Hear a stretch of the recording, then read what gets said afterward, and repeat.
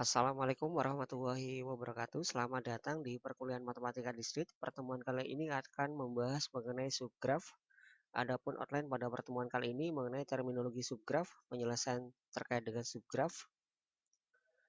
Jenis graf dapat dikelompokkan menjadi beberapa kategori jenis bergantung pada sudut pandang pengelompokannya.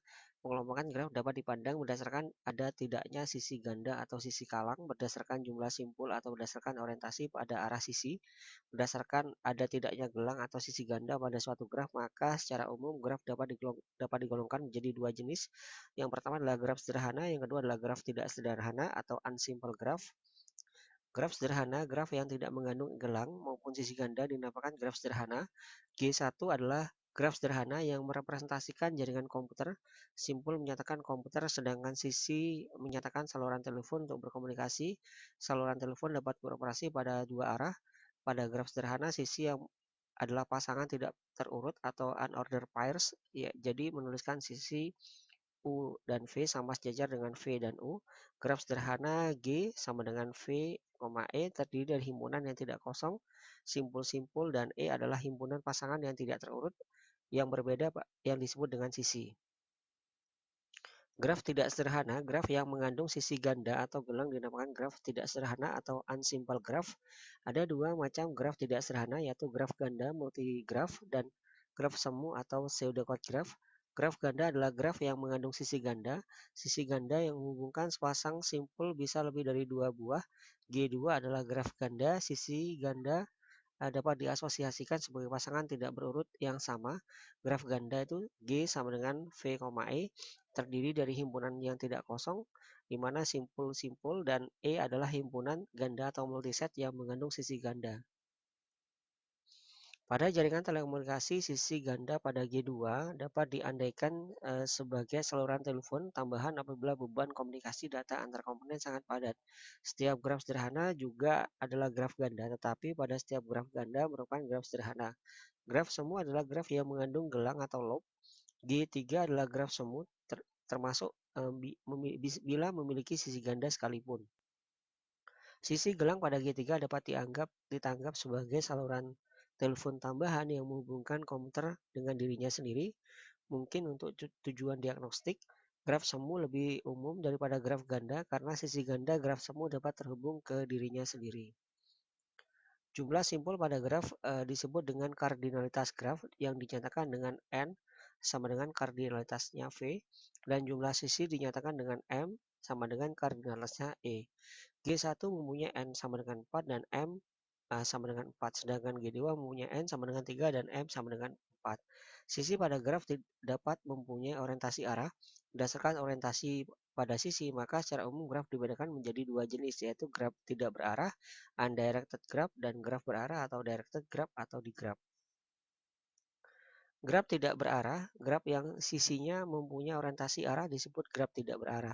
Pada graf tidak berarah, urutan pasangan dapat dihubungkan oleh tidak sisinya yang diperhatikan. Jadi U, V sama dengan V, U adalah sisi yang sama. Tiga buah graf adalah graf yang tidak berarah. Pada jaringan telepon, sisi pada graf berarah dinyatakan bahwa saluran telepon dapat beroperasi pada dua arah. Graf berarah, graf yang setiap sisinya diberikan orientasi arah disebut dengan graf berarah. Sisi yang berarah dengan sebutan busur atau arcs pada graf berarah U, V dan V, U dinyatakan dua unsur buah yang berbeda. Dengan kata lain, U, V tidak sama dengan V, U. Untuk busur U, V, simpul U dinamakan simpul asal atau inisial vertex. G4 adalah contoh grafik berarah. Pada G4 dapat dibayangkan sebuah saluran telepon tidak dapat beroperasi pada dua arah. Saluran hanya beroperasi pada arah yang ditujukan oleh anak panah. Jadi contoh saluran telepon 1,2 tidak sama dengan saluran telepon 2,1. Graf berarah sering dipakai untuk menggambarkan aliran proses, peta lalu lintas, suatu kota, jalan searah atau dua arah, dan sebagainya. Pada graf berarah, gelang diperbolehkan, tetapi sisi ganda tidak. Jadi pada G4 ini adalah graf berarah, di mana di sini ada 12, ada 24, ada 23, ada 13, dan juga ada 34. Sedangkan ini adalah graf ganda berarah ya. Jadi di sini ada 2 ke 1, 2 ke 4, di sini ada 3 ke 2, ada 3 ke 1, ada 3 ke 4. Begitu juga di sini ada 4 ke 3 juga seperti itu, lalu ada 1 ke 3. Definisi graf dapat diperluas sehingga mencakup graf ganda berarah atau directed multigraph. Pada graf ganda berarah, gelang dan sisi ganda diperbolehkan ada. G4 adalah contoh graf ganda berarah. Perluasan definisi graf, jenis-jenis graf di mana di sini ada jenis graf sederhana, ada graf ganda, graf semu, graf berarah, graf ganda berarah, ada sisi tidak berarah, dan juga sisi berarah. Sisi ganda yang diperbolehkan ada iya dan tidak, sisi gelang diperbolehkan ada tidak dan iya. Tergantung dari jenis grafnya. Graf untuk jenis graf apa saja, baik sisinya tidak berarah maupun berarah, baik mengandung gelang maupun sisi ganda, baik graf sederhana maupun graf tidak sederhana. Contoh terapan graf, dalam bidang rekayasa perangkat lunak, sebuah program harus mengalami tahap pengujian untuk menemukan kesalahan atau bug. Salah satu pengujian program adalah pengujian eksekusi. Aliran kendali program harus diperiksa untuk memastikan apakah aliran tersebut sudah benar atau untuk berbagai kasus data uji. Aliran kendali program dimodelkan dengan graf berarah dinamakan dengan graf alir atau flow graph. Pada graf berarah, simpul menyatakan pernyataan atau kondisi yang dievaluasi. Sedangkan busur menyatakan aliran kendali program yang ke pernyataan atau kondisi berikutnya.